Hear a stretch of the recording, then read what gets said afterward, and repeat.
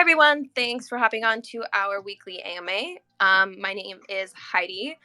The structure of today's AMA is going to be similar, but also a little bit different because we are going to invite Tyler to come up as a permanent host of our AMAs because he just has such incredible insight into the design team. As we've grown bigger and bigger, it's often hard for each of us to know everything that's going on. So he will be a permanent member. So welcome aboard. Luke will do his regular little spiel about, who we are, what we're doing, where we're headed, address the short outage we had yesterday, of course.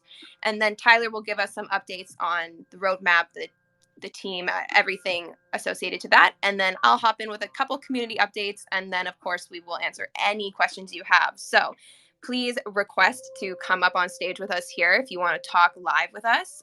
And if you would prefer, you can drop your questions in the general chat on Discord. Please tag the community team or myself, Pixel_Heidi, in any questions you have so that we can keep track of them and make sure that we don't miss any. But yeah, we'll wait a couple minutes here for more people to filter in and then we'll get started soon. All right, we can get started now maybe, if you want to. Yeah, sounds good. Okay, sweet. Well, thanks for coming, everybody. And man, what a crazy week for crypto. Actually, really, really insane over what happened the last week. So you guys haven't been, assuming everybody in the space has, like the market took a really, really crazy turn. The sentiment is a lot different than it was even just a week ago. And we've seen like a couple of projects get like very exposed. So if you guys haven't been following, it turns out to be the same founder of Funks, of Zunks, and another project too, Tendies, I think, or something like that. But basically, like there's debate over whether that founder was potentially rugging other projects or not. But super, super interesting stuff. Just been a wild, wild week watching everything unfold in crypto. And it makes you kind of remember why you're here in the first place too. The next month or so is going to be really interesting in the space, how it transpires and how it goes. But the Pixels team, we're here strong. We're building, and we're in a better position than we ever have been over like the last couple of weeks. And we're super excited to actually be building. So with all this stuff going on in the market, I think it's a good reminder that the team that's building is really the most important thing. And luckily, also good for us, we raised fiat money through venture capital, so we don't have to worry too much about the crypto market swinging. Ended up being a really, really interesting benefit of raising VC versus crypto, where some projects have seen the runway basically get cut in half from when they drop their NFTs or from when they initially started their project. And since we have so much fiat that we raised from fundraising, we're actually in a good spot to continue to build. We don't have to adjust any of our strategy. And again, that's like what this whole space is really supposed to be here for. So I've been saying that projects are going to get exposed and the real builders are going to be the ones who come up for a long time. I think that got super accelerated with everything going on in the last week, where we're super excited to be here. We're super excited to be building, and we have some of the best some of the best builders in the space in our team. In terms of this AMA, I think the structure, like Heidi said, is going to be a little bit different. We'll have Tyler come on and kind of give some of the insights into like what we've actually been building, the progress that we've been making, and how we're actually working. But then, yeah, I'm just going to give you guys a bit of a more peek into like what's going on with us too. So super exciting last week here at Pixels. I think 4 people started this week. So I think that brings the team up to like in total, I think there's like 22 people on the team, maybe even more, 23 or something like that on the team now. Again, super talented, diverse team of like some of the best engineers that we could find. We interviewed hundreds and hundreds of engineers that build this team. We're like basically done filling these positions, just sent out like 1 or 2 more offers this week as well. So yeah, basically the team is fully built, nearly complete, and we're just chugging along building. So yeah, you guys might have seen the servers went down for like a couple hours yesterday. The dev team was actually super, super on top of it. It's really interesting. That was one of our first outages in a really long time, for more than like 10 minutes or so. We've been building this platform, like this tech that we have for the last 2 years. It's funny because I actually just looked at the date yesterday, And it was like the 2-year anniversary of the first code push of this infrastructure that we have that's like running these servers right now. And that actually might have led to it breaking. There might have been like an expired certificate or something because of that. Just a little too on the nose for it to be 2 years. But yeah, 2 years of basically like no outages longer than like 10 to 15 minutes. And then we had that outage yesterday for 2 hours. The devs worked super hard. We got everything up in 2 hours. So props to them. And just gives me so much confidence in this team too. So yeah, I guess Tyler can also give you guys a bit of insight into what we're building, how we're building it too. And I think I might just hand it off now. But yeah, we're in a good spot. The market's been crazy. We're continuing to build. The team's only getting better. The team's getting stronger, and we're executing as best as we can right now. So, want to hop in and give people an update into what we're doing, Tyler? Yes, sir. All right. Hello, everybody. Some new faces in the room, I think. Welcome. And I know everyone's going to message in Discord, so I'm going to try to answer a lot of the questions and anticipate what some of the questions are. So, from a team perspective, like Luke mentioned, the team has grown significantly very, very fast. From when I came here as head of operations, there was a lot that we needed to figure out because of how fast this team was growing. So imagine having a team of 8 people on the game design side, 6 people on the community side, now up to 8 people on the game development side. We have the NFT integrations. We've got more and more things to try to figure out. But the thing that is interesting is it's extremely hard to show. I know we created the behind the scenes channel. It's extremely hard to showcase a lot of the work that's going on behind the scenes right now because it's largely we're in the creative process. And the creative process can be sometimes a little bit like feeling like you're banging your head against the wall. But we've been making extremely great progress through some of the hires and people that we brought in the door who took them a little bit of time to get up to speed with what's going on with the project. One of that is learning about the NFTs and learning about the game and about all of you in the community as well. Reading through all the requests and then coming up with a core game loop that is built to be that fun game that we've spoken about this entire time. So it's like we refuse to cut corners to not have the game that we've been promising as one we're going to build. So we're doing things the right way. And I think you've probably seen me write that in the Discord a few times about doing things the right way. In this space, Yeah. we've continued to see company after company do things not the right way, and they're getting exposed.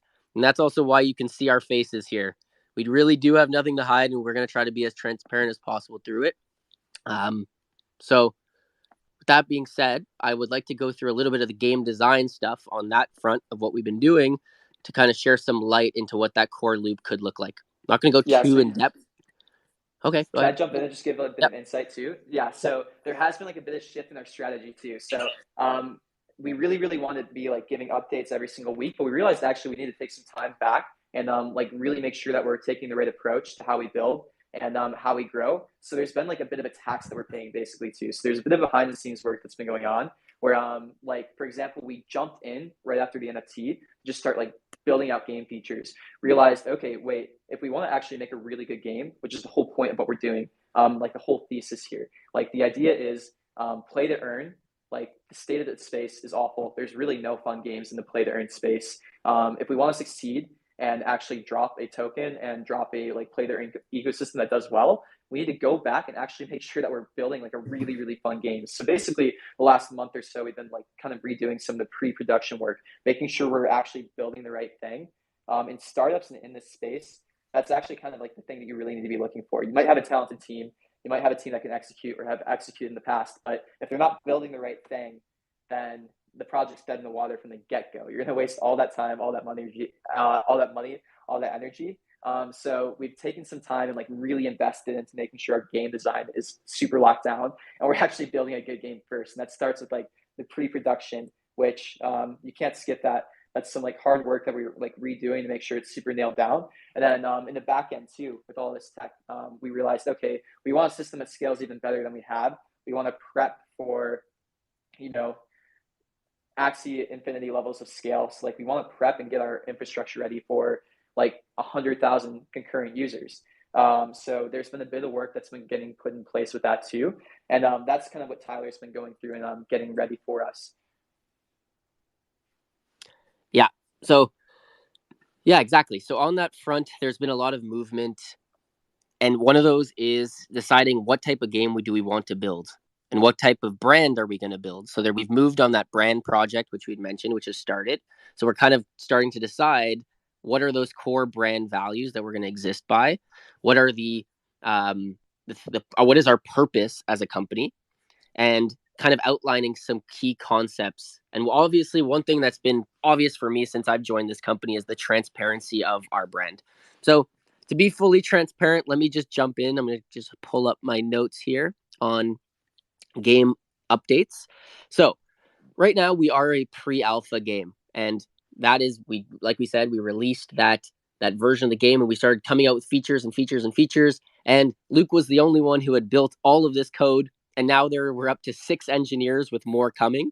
So there was a little bit of a rewrite that needed to happen, and that's expected. We kind of expected it. We might have given a little bit on a previous AMA, a little bit of a false timeline on how long it would take, and that's something that now that we've hired a new operations manager who I've worked with in the past to come join, I am going to be making sure that we properly scope things out and timeline them better so we can be more transparent. And when we say something and we maybe miss a timeline like we have on this rewrite, it's we take full accountability on that. It's something that I personally am not proud of myself to have missed the boat on that, but we're going to get better, and there are some growing pains that we're going through, but as long as we get better every week and we come out of it stronger, we're going to build the right type of company and game that we want. So right now, being pre-alpha, we have to rewrite the code, which is we have all devs on deck right now. We've pulled Chen away from the cooking feature, and we've pulled him away from the store development feature, because both of those things are in testing right now, and those things will be released on Monday. So there will be cooking in the game on Monday, and there will be a new store. So I will outline one thing with that release, which is exciting about having this community here with us, is you're here to help us improve the game. At the end of the day, to have a fun time playing the game, and we listen to you as you play. And so as we release cooking, as we release this new store, continue to give us improvement ideas and feedback and ways that we can make this game better, because we listen to you. So imagine this is you're getting basically first access to use these features, and I think it's super, super cool to be part of a community where you're actually heard, and you can basically be a part of the team that's building the game. So that's that, and that will be Monday. From there, we've also moved, as we onboard all these new people from the game design team, we've hired another pixel artist. So we kind of identified that pixel art was a little bit of a bottleneck because our game design team started to grow, our engineering team started to grow. We're rewriting this code, but in a couple weeks' time, we're basically going to have 6 or 7 engineers and maybe more to be developing game features and improving the gameplay experience.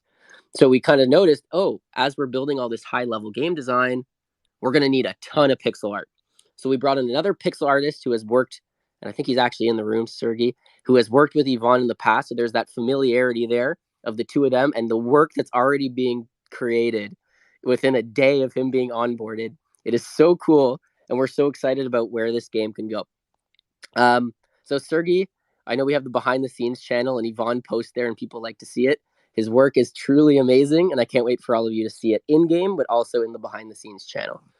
Game audio. So started on Monday was Jesse, our game audio designer, who has also worked with our game design lead Ben in the past. So again, familiarity there. And this was our number one guy that we wanted to go get for game audio, and we brought him onto the team.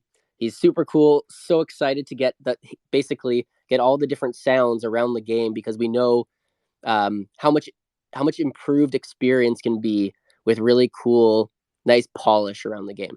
So he'll be starting to create some sounds. I'm sure we're going to be sharing sounds with you to get your feedback before they actually get released into the game. And if there's styles that you're thinking about from audio perspective that you want us to know about, share them with us in Discord. I'll make sure we send that stuff over to Jesse so we can start to get a feel for what the game and the players, as you guys are, think what the audio style could be. So you'll also be included in that. Another thing we've been working on is just moving forward with that player onboarding, which a key part of our brand is being super, super welcoming. And that's something we're trying to do here, is have a welcoming onboarding for new employees, for new community members, and new players into the game. So we're doing that right now, and that will be continuing to be turned into a more fully fleshed out feature that you'll see very, very soon. And we'll start to share that in the Discord as it gets fully fleshed out. From a game systems and loop perspective, I'm going to share some of the high level systems that are being developed. We won't go into full detail, but we're going to continue to improve upon our tutorial system, like we saw with that Barney farm quest that kicks off the game. And that's part of our brand, which is being welcoming, to onboard people in the game, teach them how it's supposed to work. And also we'll start to bring those free to play players who maybe don't own a plot of land. How do we get them into the game, get them comfortable with the game? So a great tutorial system right at the beginning that teaches you how to play will also allow for us to scale to those number of users that we want. But it's all about retention, right? Where a lot of these projects right now are like, how could we grow, but drop off and having people play for 2 minutes and not coming back is not for us.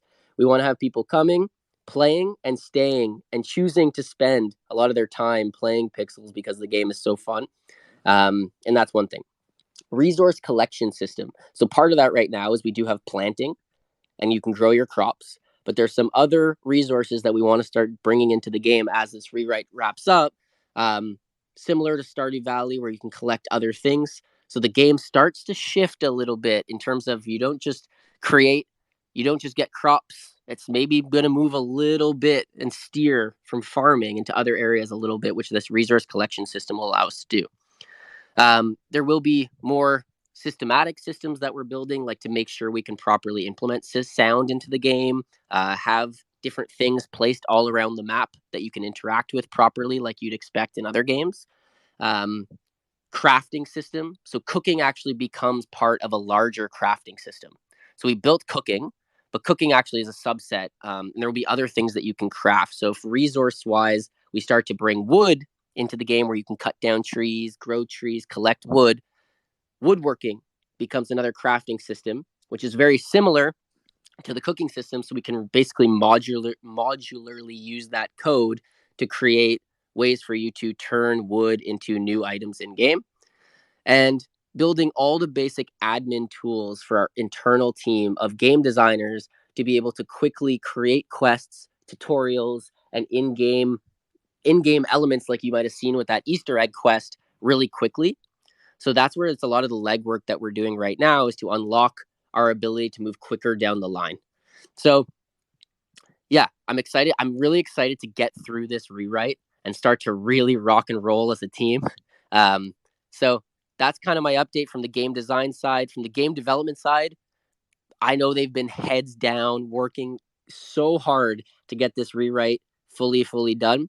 So hang with us. I'll give you an update on the exact timeline of when that will be completed, probably next week, but we're looking at like a couple weeks more as we onboard everybody. And yeah, that's everything for me. Amazing. Thanks, Tyler. I actually have one quick question that I think would be awesome for you to address just right off the bat. And what is the difference between game development and game design as Pixel staff talks about it? Yeah, that's a great question. So actually, as I was trying to work to structure this company and learning a lot about different game studios, basically had a game department. One big game department, where one team that's building one game, but the teams within, there are different types of kind of skills that go into building a game. So we have, let me pull up our team and I'll actually explain kind of how it's broken up. So on the game design side, we've got a bunch of different people, like a narrative designer, Georgie, who's come up on this call before, who's coming up with all sorts of different ways for us to bring that world building into the game for you to feel like you're part of this Pixels world, which there is. Creating characters, creating new maps, expanding upon the world that Pixels is. So he's not the one actually going in and coding how we're going to add that in, but he has all these creative ideas for how to bring them in the game. Basically, we would go to our game development team, who is actually executing and building these tools for us. So our goal is to be able to build all sorts of no-code tools to allow game designers to make quick action to improve gameplay without needing to know the technicalities of coding. But yeah, game design is kind of like the theoretical side of things, where it's like, how do these systems work? How do they interact together?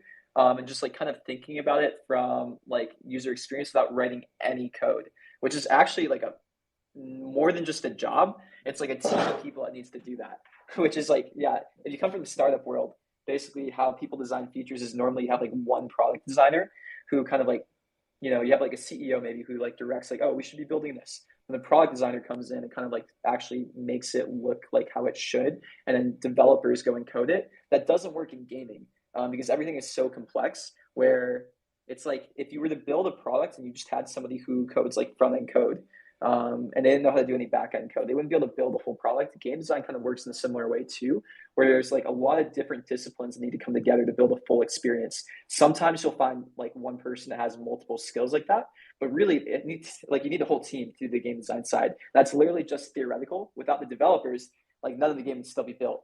So it's like getting all these systems together, getting like the world building, the lore, the narrative, like how the game actually operates, like the balance of the game. That's what game design is. Cool. And I can even take you through a little bit of a process for I could walk you through cooking a little bit. So we had the concept, we wanted to add cooking into the game. So we say, okay, what can you be able to cook? So we have to decide on different items to cook. And I think we can start to include our community into different ideas in that respect too. Then we have to figure out is what items are combined to create this new item. What does the new item look like? How much energy does that new item give you? How is that balanced? When you sell this, how are you going to sell this item to someone else or back to the store? For how much? So there's all these different balance kind of mechanisms that need to be fleshed out.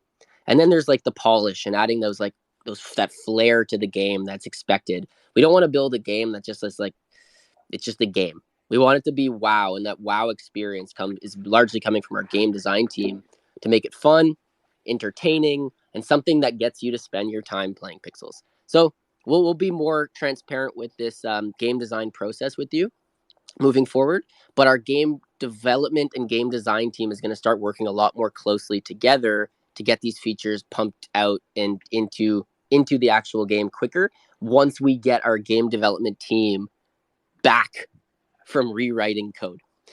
So that's that.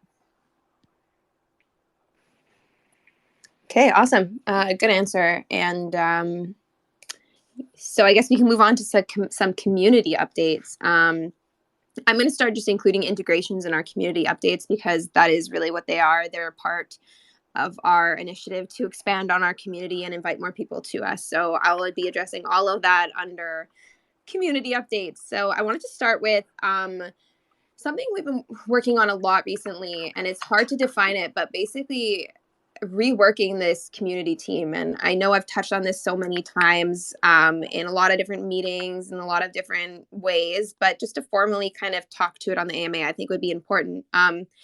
Tyler said one of the smartest things I've ever heard the other day, and that is that moderation is reactive and creating a strong community is proactive.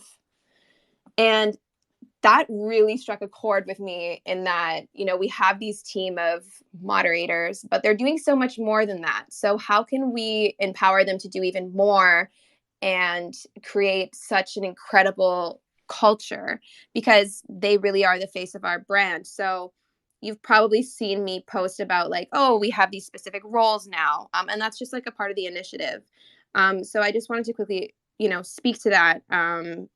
Huge shout out to our community team. You guys are killing it. I appreciate you so much. We all do, internally and externally. So yeah, some other fun things. We hopped on the Glizzy Gang AMA. They are live. I think I can't even keep track of what days are anymore. So last week, I believe, we hopped on the Chibi Labs town hall, which I love the name town hall. I low-key want to steal it. But we hopped on their Twitter space the other day. It was great. Had a good time there. They are also live. So if you have an ape, you can go walk around as that avatar. Girls Gang, we had a little bit of hiccups in testing, so we are still in the testing process with them, but they should be live within the next at least like several days. I think maybe I should speak to the process of integration a little bit more, because it's not like we can click a button and it turns on. I wish. It is actually quite a difficult process. Basically, every single trait within an NFT collection needs to be recreated and drawn in pixel art, and animated. So every single trait. So let's say you have a hat. That hat needs to have a sprite sheet, which is basically a set of animations for every movement that that avatar might make in the game. So imagine how many traits multiplied by how many animation features they have to have. It is a beast. It takes several weeks to create this artwork. We have an amazing team that works really hard on this. They do an incredible job, but there are always a little bit of hiccups along the way with different, like, there's just so many pieces that go into it, right? So then the second step is to actually implement it into our platform, which is a whole development process in itself. And then we go into testing. So occasionally there's a bug or two that come up. It's no big deal. We address it as soon as we can. But I think we should talk. This is why I wanted to explain this, because I think we need to speak a little bit more about how big of a job this really is. And huge shout out to one of our community leads, Rag Poet, for being our integrations manager on this. He does such an incredible job, the in-between person of all of this, and he really just brings it all together. So big shout out to him. So then we've got barn owls. We're going to be testing them today, and if that goes well, we will be going live tomorrow. We're also hopping on their Twitter space. So stay tuned for that. And then we've got a whole bunch of other ones coming. Pixel Cat Club, Spectral Skellies. What are other ones? Foxy Fam, a whole slew of them. On a very exciting internal note, we have our team trip next week. So a handful of us will be going to San Diego, doing, meeting in person for the first time. Super excited for this. Cannot wait.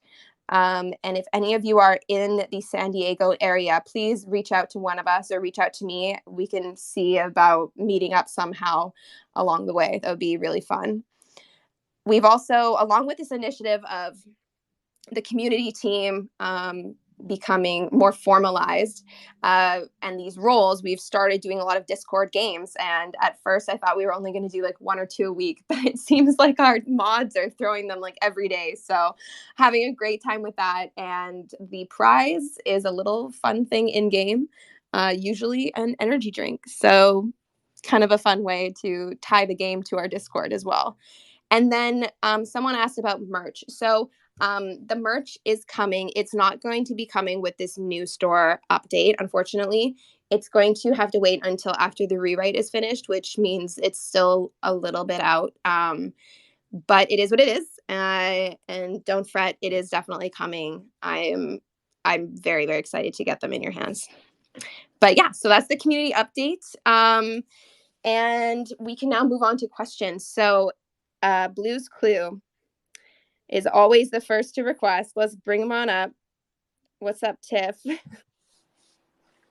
Tiff in the house. Hello, can you guys hear me? Yeah, how's it going? Going good. How about you guys? Good. All right. So, one question that I have is the rewrite. Once the code is done, implemented faster into the game, say like guilds.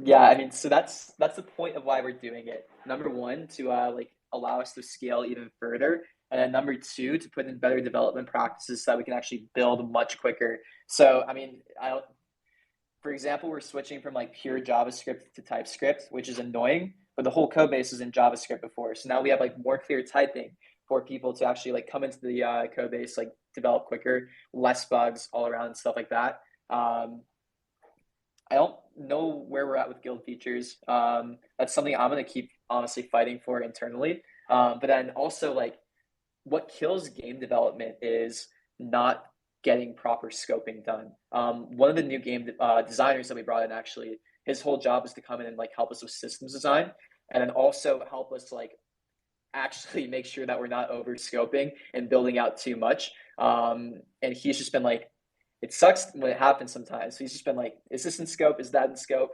No, no, no. And making sure that we're actually going to be able to build and execute like a really fun game that's going to actually get built. So that's kind of the status on that. I'm not sure like what the social features like that we've been thinking about have been talked about. I don't think that's making the like alpha version of the game. Maybe Tyler can speak on that like alpha beta that we're thinking about. I'm not sure how we're exactly planning on releasing that, but I think Tyler has insight into that. Yeah. So in terms of the alpha, it's to release a game that has all the core loops with all the balance in place, that is both fun to play, but not entirely perfect and polished. It will be like you see like a beta users and beta testers. You're really a part of this process before we even get to that stage. So there's a lot we need to add right now in those systems that I'd mentioned before, with the tutorial, resource collection, and there's some others that are really focused around getting free to play players to come into the game and have a purpose in the game as well. So that's where we're really thinking about expanding our pool of potential players, getting them into the game, and then there are some social features that can start to come from there, where how does someone survive as a in pixels as a free to play player? How do they lean on some of the landowners to start to work together and collaborate?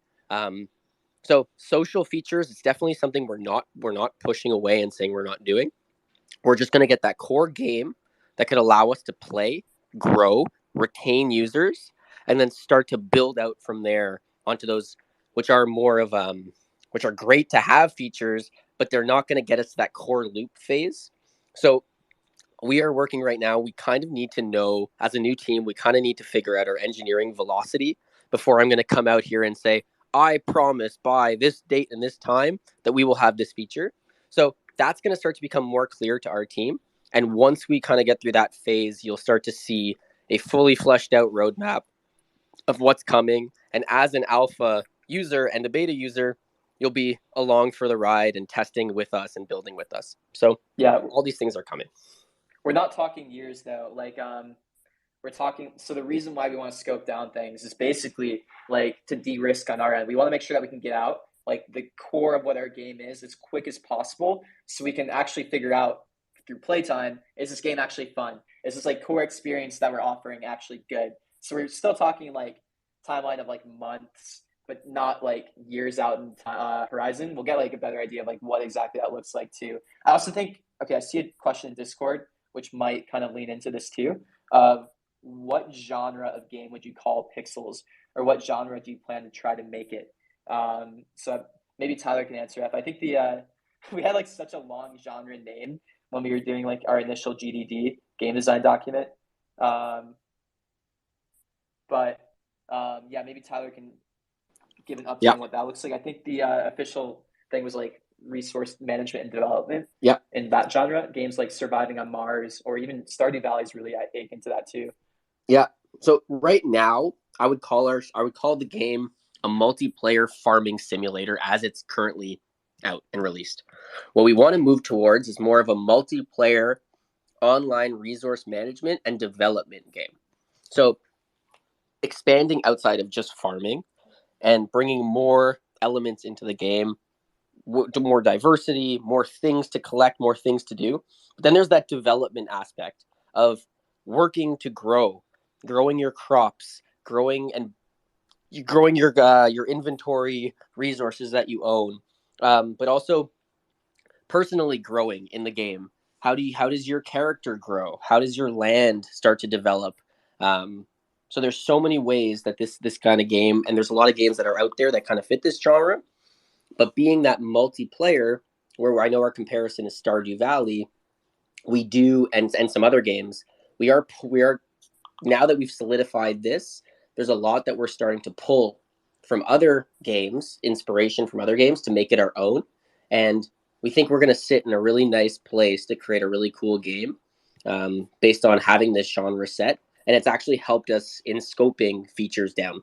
But having that multiplayer online aspect of it brings those elements of MMO, which include the social features. So they're part of the genre, and that's going to trickle down into all the decisions we make. But it's getting the resource management and development side figured out while we also figure out the features for that multiplayer online aspect.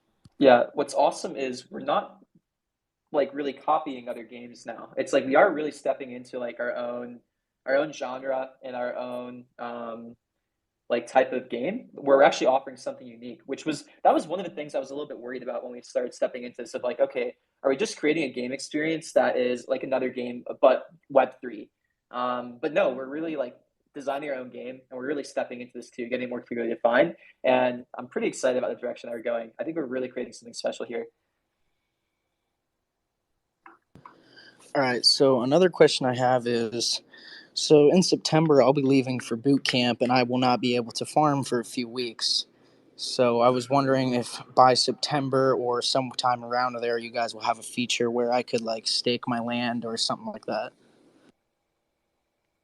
By then, like if we don't have these game features out that lead to like a bit more automation or like this resource development platform that we're calling it, then yeah, I would have some fun in this project at that point. What I've been saying when we're talking to partners about like our token drop is I'm really hoping that we're ready for a token drop around then. So like that's hopefully the time where we'll have everything put together. We're gonna get these final dates set soon. It's gonna take us like a little bit again, like Tyler said, to figure out dev velocity. I'm like, okay, what are we actually gonna be able to scope in? But we're probably gonna work backwards, honestly, in a way, for this like token drop date. Where once we have a good idea of like, okay, what are the things that we need to actually build a good game, and then like, okay, what's that key date that we need to get everything ready by? Like it'll probably be a matter of like scoping back things to hit a certain date at some point. But September is ideally the date that we like go on the CEX and get all of that too. Those are conversations that I've been starting now. All right, well, that's all the questions that I have for today. It wouldn't be a real Pixels AMA unless I said TIF out. TIF out. Thanks for coming up. Okay, so at the beginning of this AMA, I said in the general chat that it seemed to be the most relaxed general chat of any AMA we've ever had. Man, did I speak too soon? We have a lot of questions. So let's get started. So I guess, Luke, if crypto drops 80%, how do you plan on navigating that? We raised fiat, baby. That puts us in a great space where we have enough runway to pay the team for a year without any crypto. So the crypto is just kind of a cherry on top too. We've been saying like a year and a half of runway. Obviously, it depends a lot on ETH, that like other half, but without getting any more income in, without any more means like that too, then we still have a year of fiat runway. But then otherwise too, like with all this development that we're doing we're still in a strong position to raise more money if we ever want to. And if we continue to build, if we continue to execute, we have so many of the pieces in place too, where we're much, much less at risk of going broke than people who did not raise venture capital. We have a track record of like spending it well, deploying the capital wisely. We're still like a very, very investable company. We get interest from VCs all the time still. That's like a large part of what I do still. I still just like, schmooze a bit of the VC people, tell them what we're up to, give them updates, and continue those conversations. In the event where it's like, we need like a bit more time to hit these milestones that we want to, we'll be in a good place to raise if we need to. But we should be able to really, like the next milestone that we're trying to hit in terms of like company building is this token drop that we're reaching for. We have plenty of runway to like successfully build a game and launch this token, where that's kind of like the bet that we're making. Do we have enough runway to get to that point? It's not like we only have 3 to 4 months of runway to do that. We have over a year of runway, even if we have no crypto, but half of our assets are in crypto. So there's more runway on top of that with that. So as far as risk goes, we feel really comfortable. Not honestly worried about runway. It's more about just like, it's crazy actually. This is actually really rare in startups where you have such a clear path of like, okay, we just need to execute. That's like literally it. And then we have this awesome opportunity to like hit these milestones. If you're in the startup game or if you're in like this space at all, you'll know that like most companies are still kind of searching for like product market fit. There's a lot of big questions around that. Me personally, like the questions around product market fit aren't so big as like other projects I've worked on, where it's like, okay, we execute, we build a good experience, we have all these daily active users already with like a tenth of the experience that we're actually planning on creating for this alpha release. We're in a really good spot with that too. So in terms of fundraising, in terms of all that, we're in a good spot. Honestly, particularly not worried about that. Helps that we raised a lot of venture capital in fiat. And fiat is regular traditional money like US dollars. US dollars, baby. Just in case you guys didn't know that. Not that that's amazingly strong either, but okay. Are there any plans to reset levels / XP in the game after the token drops? I personally don't want to do that. It's like dependent on some of the game design stuff.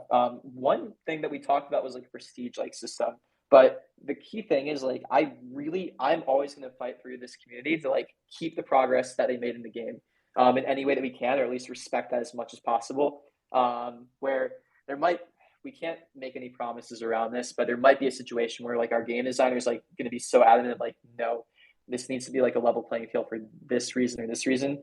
I will always be that pushback of like, no, these people have been putting in so much time, energy, and effort into playing the game. There's no way we can go back on that. But then there might be something like a prestige system where if like that ever were to happen, there'd be some like benefit to playing now that would like add some kind of value to that. That was one of our game designers' ideas around like something like that. But either way, time and energy that you put into the game, that's the whole point of play to earn. You should own the energy that you put into a game, and you should have like full ownership over that. We need to respect that even before we're fully blockchain backed. Okay, and I actually have another question regarding our capital raise. So referring to our previous question, are you able to go into any specifics in regards to your capital raise from Animoca, PKO, and others? Yeah, I'm not sure what specifics you're looking for, but we were in a really advantageous spot to raise money when we did. Number one, the market was just so hot, obviously. We raised with all the right like check boxes at the time. A team who's like got a track record of building product, a team who has product already in some users. We were in the NFT space. We were in the metaverse space, so we had like all these boxes. We were like, I felt like the belle of the ball when we were fundraising, honestly. The amount of interest that we had was insane, and our round closed super, super quickly. So we had a really, really good position of power when we were fundraising, where we got to choose investors. We actually cut a good amount too. And when we were choosing investors, the whole point was we wanted to choose investors who would help us get to the next level and help us with the value add. It's funny because in some other positions in the startup world or in the startup space, you don't get to be in that position, but we were pretty lucky too. So yeah, the idea was when we raised from these people, when we want to pull these levers, when we want to like start growing, they're going to be there to help us, and also with all the other logistics as well too. So that's why we raised from them. Like that's the expectation when we're at that point, and we're almost ready to get there. Okay. Tyler, this one's probably more for you. Will items that are cooked have utility to them on the first release, and will the player earn XP for cooking? Is cooking XP separate from current XP? So right now we have one XP system, and we have to just kind of get this game, go through a little bit of a testing to make sure the balance is there.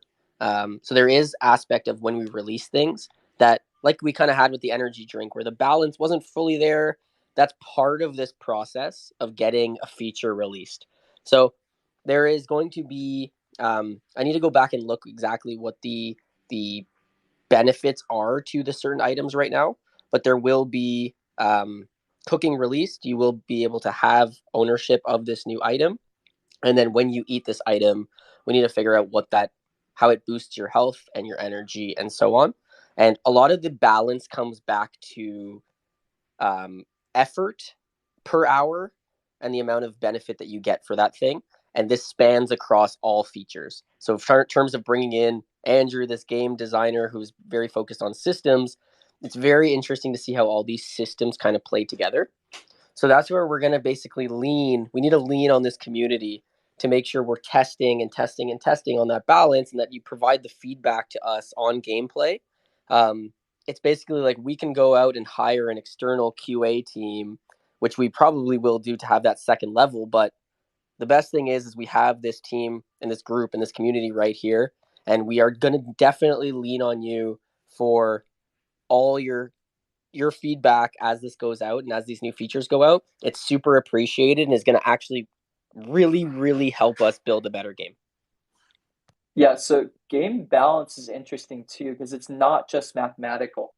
You can look up, it's actually fascinating. It's like part math and then part psychology, where there's so many like cool talks about it, but like actual play testing is pretty important when we talk about balance.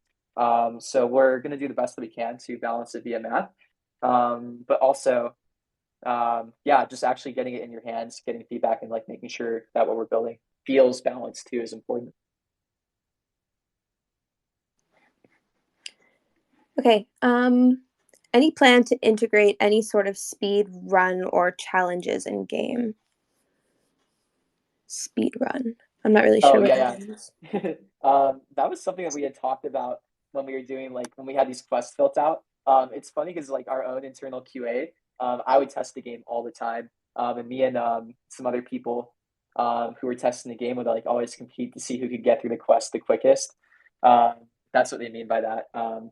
So we Got don't it. have that Got in game now. it. That's definitely. I'm gonna be honest. That probably won't make the core loop that we're talking about. But that's the idea of like, and that's what we mean by scope creep, where there's so many good ideas sometimes too. But we need to stay focused so we can actually like get something out to you guys. And then so we get this core loop. The idea is like the game is not just going to be the core loop in the long term. But we need to get this core loop out, and then we can add all this other fun stuff too, like other features, more social things, maybe a speedrunning feature, who knows? But the idea is like stay focused, get the stuff we need to get out first, get you guys an awesome first experience, and then we can expand upon it. So again, it's kind of like that vertical slice model that we were talking about for so long. The vertical slice is more than just farming. It's this whole core loop that we're talking about. And then we're going to be starting to add other features on top of that afterwards. But that's kind of how we're planning on building. Like we're not building this game and then running off. We're like going to keep developing this game forever, make it better and better forever. Like the roadmap long term is something like RuneScape, where they keep adding features always to like maintain engagement, to like make a better game experience and create something that's like really lasting. Will you have to reach a certain level to access future quests, or will they be open to everyone at the same time? Tyler, do you want to speak to that?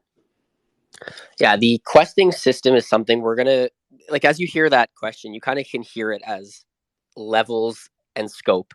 Is coming out with something that is for everyone is easier as a first step. So then we need to start to say, okay, what's our V1, what's our V2? And I say V, it's like version 1, version 2, version 3. And if we want to release another feature at the same time, should we pull back a little bit on how detailed we make our questing system to allow us to have more capacity to build this other feature? So those are like those conversations we're having and decisions we're making. But level based access to certain things, whether it be in store, whether it be quests, is something we're thinking about. It's just coming up with the exact decisions on which ways we're going to go.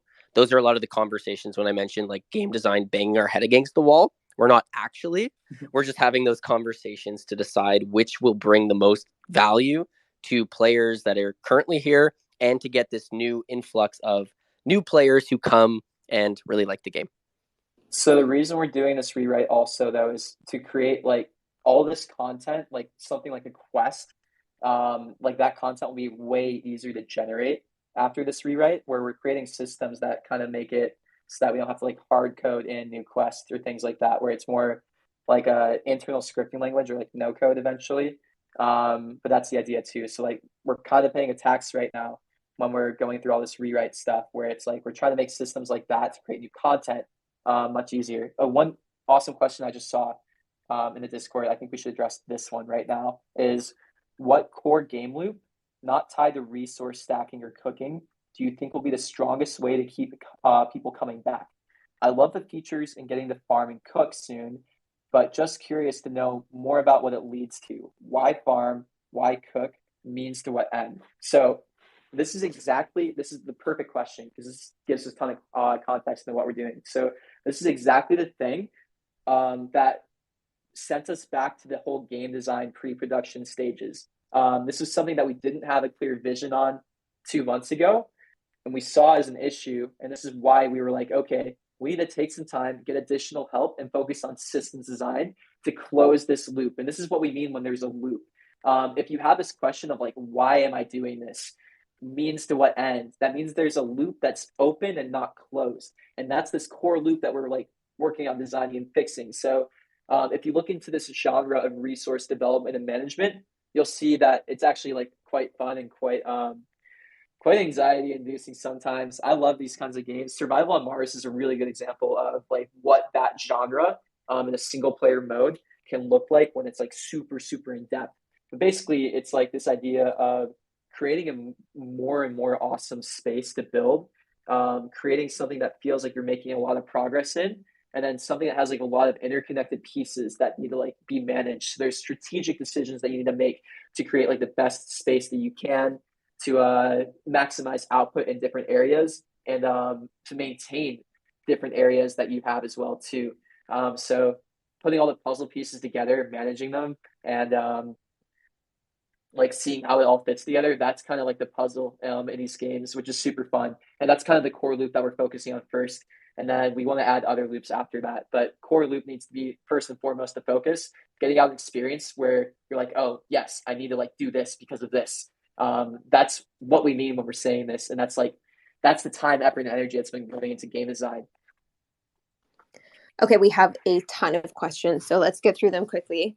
Do we know how long the rewrite will take? Or when it will be finished? Yeah, Tyler can speak on that. We're pushing devs to get this done. They said next week. It might have moved back a little bit. I really hope it didn't, but it might be also because we're increasing scope a bit as we're figuring out these other systems and stuff too. There's this weird mix of like, okay, we're building out better systems in terms of like, I don't know, like an event system, for example. So we can have like random events into the game world where there's this like weird mix of like, we don't want to break old content and we want to get this rewrite out as fast as possible. But then we also want to like start creating the better systems and the better code base to actually create these new systems. Yeah, maybe Tyler can speak a bit into that too. Yeah, I'm about to schedule a meeting with the engineers to figure this out specifically. But we have our sprint. This current sprint is ending on Friday. So planning that next 2-week chunk of work.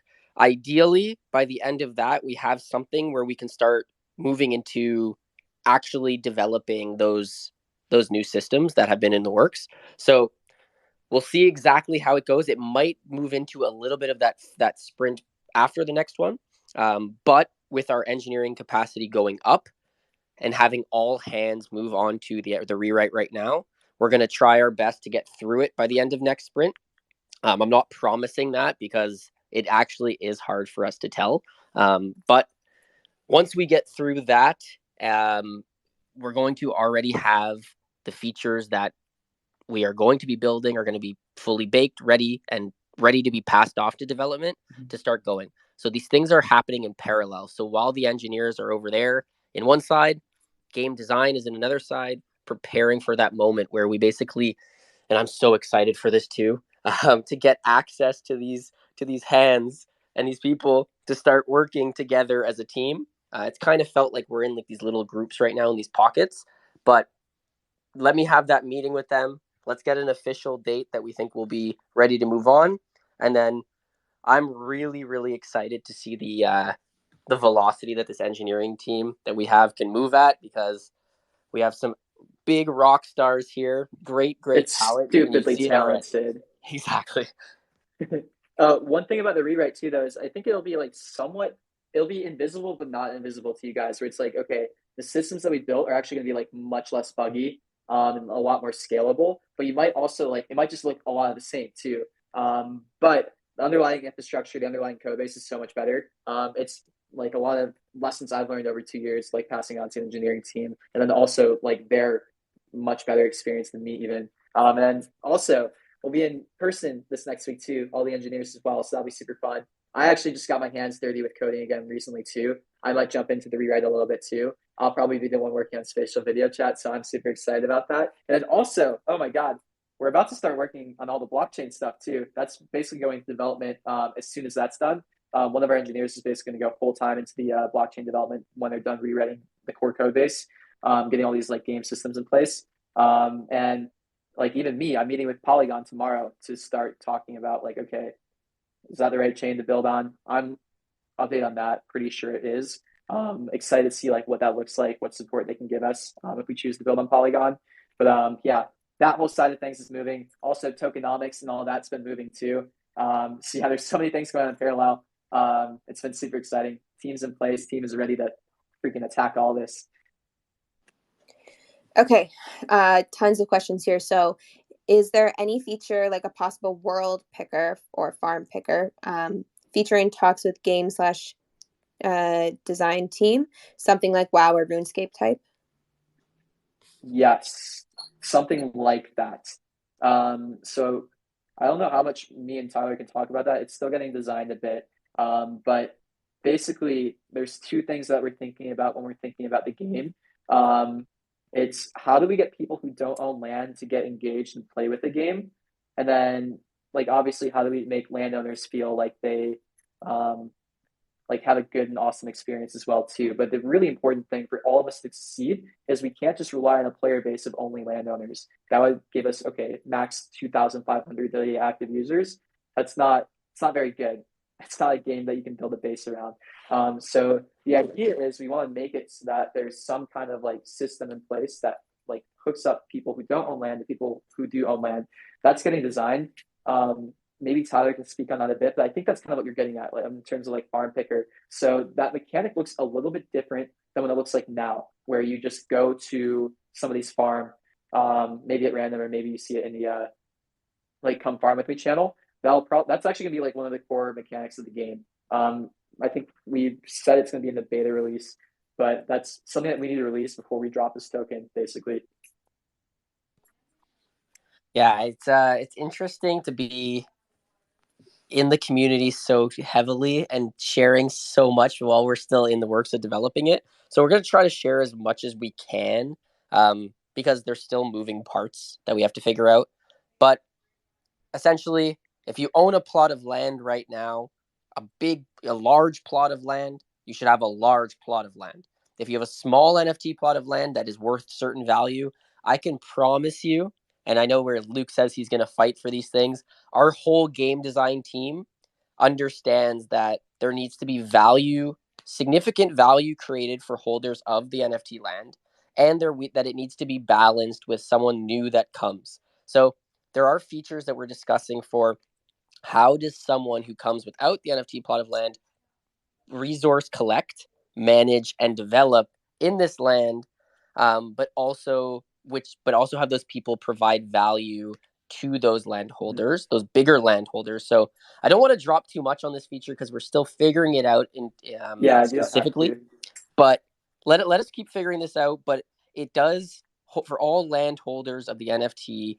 I do give you my word that the entire game design team is not like, this doesn't matter. This absolutely does matter. And creating value in a world where your ownership of a big plot of land means something. And it's in the best interest. And what's so great about this community is we are so aligned with your interests as a team with you that's why we're coming on here and speaking so openly with you because we really are on the same page. Yeah, also just note like this token that we're releasing, we really think that's where like a lot of the utility is going to be. And obviously there's plans around airdrop and like rewarding holders around that too. So like this token is like to me the most important thing, and making sure that aligns with land ownership too. For the people who have been helping see this project through, who have been here early on, like that's what we want to align. But potentially, who knows how the utilities can look in the game? Like we're figuring it out, but it's like getting a lot more narrowed down. No matter what, utility be transferred like through a token or through the land to you guys who have been here with the project early. Okay, next question. Why are some lands able to have 100 plots when the max is supposed to be 25? That is an exploit that happened at one point. We've been going through and trying to fix that as much as possible. If you know any land that has that, snitch on them and we'll give you a reward. Maybe not, but Oh my goodness. Yeah, we need that to was an patch some things exploit like that. from a while ago that some people took advantage of. And as Luke said, we are slowly taking care of it. Okay. Let's see. How will the token currency work and be exchanged? Current currency will be a token, or we keep this currency and we can exchange it for a new token, like one token equals 5 of the current currency, for example. So my preference for tokenomics is like, okay, probably a 2 token system. We're working with legal and all the things like that to figure out, okay, like how can we make a token that gets on CEXs? I'm actually like in conversations with multiple CEXs right now to make sure that we are on it when we actually do a token launch, all that too. That's huge, by the way. I don't know if you guys know how hard that is to do, but most projects, most NFTs don't get on a CEX early on.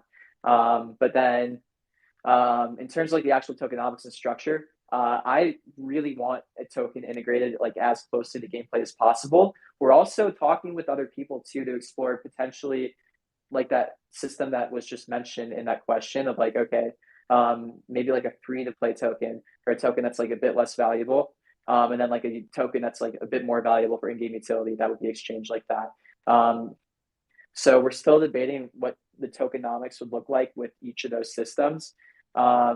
My preference is a more tightly integrated token, but we've been talking with game design and like looking at some other projects, and like that other model can potentially work as well too. That other model ends up looking a lot more like the microtransaction model in gaming though, which I'm not sure if I love that, rather than like the tokenization of like the entire game. So there's also like a philosophical debate with that too. But that's getting worked on right now.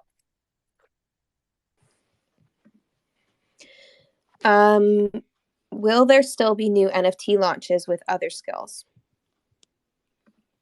Yeah, so we're not even thinking about that right now. Honestly, we're talking about like our system design. All the focus is on like current land right now. If we are to do another NFT launch, that'll be after these core gameplay loops are done, and there's a like significant reason to do so, or like a really awesome new skill that we're working on. But again, the idea is like get the core loop done, make sure that this gameplay experience that we're creating is awesome. It stands alone by itself, and then if there's another like if there's other core loops that we want to be adding or other loops that we want to be adding later, that's the time where it's like, okay, maybe there's like another avenue for ownership where like potentially it's a much larger drop. I'm still super bullish on like large NFT collection drops at a low cost. I think it's a really good way to onboard people into crypto. So that's something I would look into as well too. But again, that's not even on our mind. We're like so focused on building out what we're building out now, where we want to just get this out, get an awesome experience out to everybody, and not get too distracted with things like that. Okay, 2 questions here, and they're kind of maybe related. Is there ever going to be anything anything to reward the active community members, and is staking still in the plans? Mm-hmm. Okay, so with staking, what we decided to do to like save on dev effort is there's so much stuff to be building where if we can like kind of shortcut some things, it's probably better to do that. So we can actually do like a retroactive staking when we airdrop this NFT. It's basically like how most airdrops work is they'll like look at old history and things like that, and determine allocation of like their initial airdrop based on that. We actually think it's a pretty good model, and it actually looks very similar to staking too, where we haven't actually implemented staking in the meantime because we can pour dev effort into areas that move the needle a bit further. I'm all about like this concept of needle moving. Like, what are the actions that we can do that get us closer to this next step with as like little effort as possible? Not little effort as possible, but like it's kind of thinking about like output and dev effort in terms of like unit economics. Where retroactive staking, or I'm just like literally looking at records of like length held, is a way that we can kind of mimic the effects that we want to mimic from staking that rewards long-term holders who are like here in the community, active and participating in what we do. So that's the idea basically. Staking might be something that we do when we actually like drop this token. But our preference, again, like we've said, is all about making sure we have the right incentives in play when we design this token and design this game. And just holding after we actually have a game out is probably not the behavior that we want to reward. The behavior that we want to reward are people who actually contribute to the ecosystem rather than sit. But right now, holding is something that does benefit us. And it is something that is good for us. Just being here in the community, being active, like that's behavior that we do want to reward. So this form of like retroactive staking for the airdrop is a great way to do that. Okay.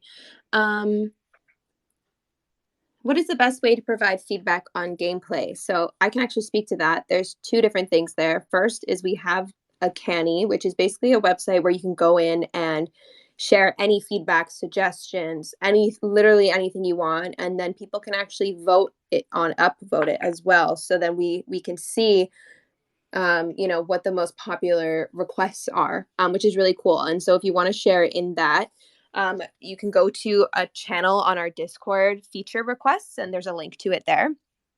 The other one is actually that we've been talking a lot about this internally, about setting up some sort of QA group from the community. We did this when we launched Farmland Access. We had a group, we called them Early Access, and they literally just helped us QA, and we were able to be extremely responsive to their suggestions before we launched to public. So we might do something similar in a more like formal long term, but we just haven't really set that up yet. So in the meantime, I'd say Canny, and then of course feel free to reach out to anyone on the community team. We are constantly relaying information back to the design team. Pretty much everything you guys suggest gets back into our Slack somehow. So yeah, continue to do that. We love to hear from you guys. Okay. Hang on one sec. I had my hand raised. Oh, sorry. I was staring out the window. No worries. Yeah, so I think one thing I would like to try, which could be interesting, is maybe we create a specific channel for cooking. And it's not meant to come on and bash this or bash that. It's all supposed to be positive towards working towards the feature that we need. So maybe it might be breaking down the channels more specifically for feedback, so there could be discourse. So maybe you don't have the specific game request, you don't know exactly what to request, but you just want to bring something up and have a conversation. We can do that. So it's something I'm thinking about. So maybe we could try that with cooking. But let me know what you think. The early access was super fun too. Honestly, yeah. It was like, and it was a good way to reward people who like doing that too. We gave out like free plots of soil to people who did it. Yeah, it was really fun. Okay, so I've got two questions that are related here to the rewrite. So how much faster will features be released once code rewrite is done? And will new code rewrite make for smoother transitions when going to general store or switching lands? Yeah, so the smooth transitions is something where I'm saying if we didn't do that, I would be very mad if we rewrote for that. So the rewrite was supposed to unlock a few things besides just like making the code look nicer. It's funny when you're talking with engineers, and I knew this was like a bit of a risk, they're always going to want to write new code because writing new code is actually easier than coming into a code base and like learning it and like implementing it. So what is nice about having a new engineering team is like, okay, if they actually did write all this code base, they're going to know it so much better. They're going to know it in and out. They're going to be able to develop features quicker simply for that reason, because they were the ones who like wrote this initial code base. But then two, the unlocks that we also get with that are, yes, it's going to be much more stable. Some behind the scenes stuff is we moved from like our own in-house infrastructure. Like our infrastructure is actually crazy. We invented like a lot of new stuff like 2 years ago when we actually released this, like dynamic DNSs connecting directly to Kubernetes. It's like quite technical. But we're moving to a managed solution now. The tech has advanced in the last 2 years where we don't have to write all this ourselves, and devs can actually just focus on building out features rather than managing infrastructure, so we don't have to worry about outages like yesterday. Then two, the other things we're getting are like a much cleaner code base. Like if you've noticed, some farms get slower the longer they run. That's because I created a memory leak in the code. This rewrite will like solve things like that. The smoother room transitions will be a part of that rewrite as well too. And then yeah, things should be much more responsive. So basically, right now in rooms, we can comfortably fit about like 100 to 200 people before it starts lagging a lot. This rewrite is supposed to the tech that we're using should increase that to like 1,000. So it should be like 10x performance improvements, which is nice as well too. So there'll be like a lot of just like quality of life improvements with that. Okay, and Tyler, what features are on top of the list to release with alpha game? Yeah, it's hard to say because the priority list continues to change and there's debates, but the tutorials, making sure the proper tutorials are there and the onboarding is there. You know how you come to the game right now and you have to re-sign in every time? Laying out the proper buttons around the game so you can properly kind of like the information of how it's all laid out. So where is the settings going to live? Where is all the things that you would expect in a game that you've played? We're taking inspiration from other games, but also making it our own. And then from there, in gameplay, there will be kind of that mechanic as we were talking about in terms of how do free to play players come in and also start to get that progress.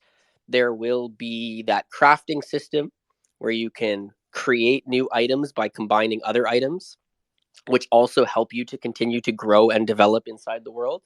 There will be resource collection, more types and more forms of resource collection that you can gather to, which feeds into that crafting system. Improving upon your land, having this store and moving a lot more items with utility to the store. So the store currently, as you'll see it as it'll look like some stores that you've seen online right now that do contain a lot of products. So we'll be able to move more items through there, which means we continuously can be releasing new utility items quicker. And then, which kind of ties into that last question around velocity, is imagine we've kind of had one engineer right now available to us to be building features, and we have cooking and the store coming out. When the rewrite is done and that goes from 1 to 6 with a new code base, it shouldn't be 6 times faster. It should be a lot more than 6 times. So for us on the game design team has been get this figured out, because the velocity might be faster than we can move from a game design side. So it's going to be very, very exciting. And in terms of rolling out features, yeah, we're going to fix up kind of like our dev environment. So like how we develop right now, we release it to a preview environment. So we want to be able to have an environment where we can bring on all sorts of testers in the community and outside the community to play test for real these features before they get released officially. So you can come on and give us all that feedback. So you'll start to see these things soon, and more specifics on features. I know I'm being a little bit vague, but it's really because we're transparent, and transparently, we are still figuring out the exact ones that are atop that priority list. Yeah, you guys are getting a very technical look into how game development works that most people would never ever see. I don't know how many other game design or game studios would ever be this transparent, but it's kind of fun. So we're getting kind of technical with like, oh, this is like the game design stuff. This is like all that. It's a bit more than just like, screenshots and product updates, which I don't know. I hope you guys like this and enjoy this. But yeah, this is kind of the fun of building a public and transparency where, all this stuff is so hard to build, where we actually don't really care if anybody knows what we're doing or how our approach is, because at the end of the day, it's a matter of execution. And we know how hard this is. We know how good our team is, where we're totally comfortable sharing what we're doing here.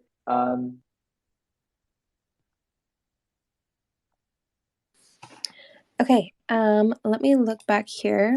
So they meant active in Discord? Is there ever going to be anything with rewarding the active community members? Okay, in the Discord. So I think maybe what you guys are noticing is that we're a little bit different to other NFT collection communities in that a lot of them reward people with like whitelist spots and all of that for pumping and going really hard in their Discord. And we made an active decision to do a play to mint model way back in January. In that the more you played our game, the more likely you were to make whitelist. Um, I'm just like personally not a huge fan of that like go hard in our Discord so that we can reward you model. Like we want you to be like genuinely here because you want to be here. But I am also not against rewarding active community members. You guys are incredible, incredible people, and I spend every day with you, and I'm so happy that you're here. And that's a part of the reason we started doing these games as well, is just like a low-key fun activity that we can reward you with like an energy drink in game for those sorts of things. But I'm also really, really open to hearing from you in what you would want to see. And if you have any ideas. So yeah, please reach out to me. This is Pixel Heidi on Discord. I'd love to hear what you have to say, or you can also message any of our community team members if you have a cool idea. Would love to hear it. Okay, and then I think this is the last question I see here. Are there any plans to allow farm managers to move / put down soil plots? So we're reworking this whole system on what that looks like. So it's hard to say what that is going to do. I mean, that's something that we could probably get in just as like a intermediate step, but also this whole system of farm management is going to change slightly. So expect it to look a bit different than it does now. That's one of the systems that the game design team is working on, but that's like a really, really important system to what we're doing. So it's definitely getting worked on and thought about. We're trying to be like even smarter about how we're doing it now as well. So that like we want to get free to player engagement as well too. It's like, oh, maybe free to play players can do this by like renting a piece of land or something like that. I think, yeah, I don't know if Tyler has any more to say on that, but basically that system's being reworked a little bit. The team has been working on kind of like other parts of the system. We're gonna get more clarity in that soon. Like the game design team, like the amount of progress that they made over the last month is actually crazy. We basically redesigned what the game is going to look like from the ground up to really make sure that we have a cohesive experience over the last month. Because we want to make sure that this game that we're building is actually fun. And we realized, okay, if we're doing that, we need to like really put in this hard work of like thinking this out very well, not just like building whatever we think works, because making all these systems work together is kind of the important thing to making a game experience fun, cohesive, and coherent. Yeah, I have nothing else to add. I think for me, just we've shared a lot. Where you hear it kind of hesitation in my voice. It's mainly because I am definitely a prove it person, and I like to have something a little bit more fleshed out that I can share with you. So like when we have that, you'll know. But right now, the hardest thing right here is being in front and talking about things that are coming soon. I want these AMAs to start being like talking about things that already were implemented in the game, like shipping faster, getting things out quicker. So we're in that process right now. They're very close to being solidified. And when they do, you guys will know very detailed, as you can see how transparent we are. You'll get those really good updates from us on what those systems are, how they're going to work, and whatnot. Yeah, that corner is just about to turn, and I'm so excited for that. Again, like we paid a bit of a tax this last month of like, okay, we need to like go and do some hard work. We know it's not going to have like as much outward progress, but we know it's like the internal work that we need to do to actually make like a really good product. And there's been so much work going on the team building side too. But we're about to turn that corner. It's about to get super exciting. And the optimism on the team, the energy internally is also amazing. Like the whole team feels really, really good about what we're doing now, I think. It's just been awesome to like get into this energy. So we're excited to like get that outward now to you guys too. Okay, we do have a couple more questions. Someone pointed out that we still have whitelist access information on the game, and people often come in asking about it. So we will definitely get that removed. Yeah, the the whole website's getting redesigned. That's why we No, hired a that's what I branding said agency. too. I said, "Is it the website?" And he said, "No, it's in game." And then Hans actually found it and put a screenshot. So yes, thank you for the awesome feedback. We will address that. But then, actually, speaking to what you just said, someone asked about the rebrand. Tyler, update. Yeah, so yesterday was a really fun meeting. So we kicked it off last week. And then yesterday we had a big meeting between the branding agency and our game design team, which went in so many funny, cool directions. And having those two things very aligned is kind of my biggest focus here, so that we're building a brand that fits with the direction of the game, which is in development, and one that can evolve long term and be something that we all identify with and that we're all proud of. So there's going to be more things. We're definitely going to lean into the community as we make more decisions on the visual aspect of the design. We're just kind of solidifying right now is like the territories for us to go down within. Like an example could be, is the core of our brand.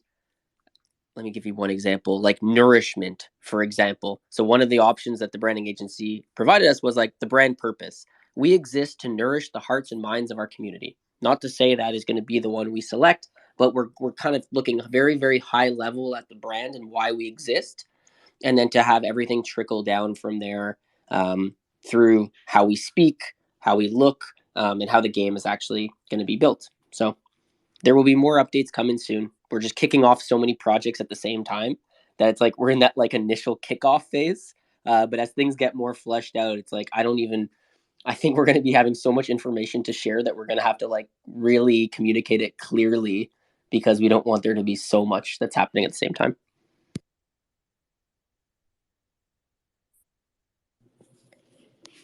Okay. I think that's all the questions we can address here. I know I'm speaking with someone about asking about the community playing a game. I'm just a little bit confused. So I will message you directly and we can chat about it. Absolutely.